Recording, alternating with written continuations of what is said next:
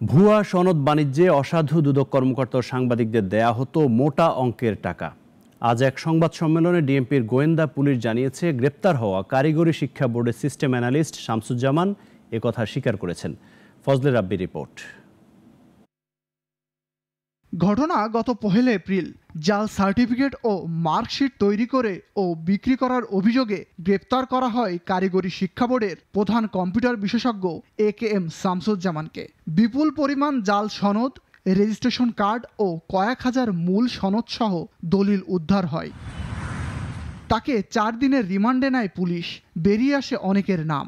এরই জের ধরে OSD হন বোর্ডের মহাপরিচালক। গ্রেপ্তার হন তার স্ত্রীও।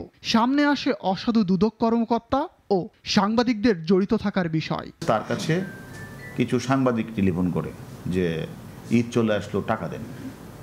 তখনই সে প্রেক্ষিতে তখন আমরা তাকে জিজ্ঞাসাবাদ করেছি যে তোমার কাছে সাংবাদিক টাকা চাচ্ছে কেন। তখন সে আমাদের যেটা বললেন, আমার এখানে এই পদটাকে ধরে রাখার জন্য আমাকে অনেককে ম্যানেজ করতে হয়। এরই মধ্যে আদালতে 164 ধারার জবানবন্দি দিয়েছেন শামসুজ্জামান। ডিএমপির অতিরিক্ত পুলিশ কমিশনার হারুনুর রশিদ জানান, জাল সার্টিফিকেট ও মার্কশিট জব্দ করার প্রক্রিয়া চলছে। যে সকল মার্কশিট সার্টিফিকেট বিক্রি করে সেগুলি কিভাবে শনাক্ত করে বাতিল করা যায় সেই সম্পর্কে শামসুজ্জামান গুরুত্বপূর্ণ তথ্য আমাদেরকে দিয়েছেন। পুলিশ জানায়, যতই ক্ষমতাবান হোক না কেন, সার্টিফিকেট জালিয়াতির সাথে যারা জড়িত সবাইকে আইনের আওতায় আনা হবে। ফজলে রাব্বি, নাগরিক, ঢাকা।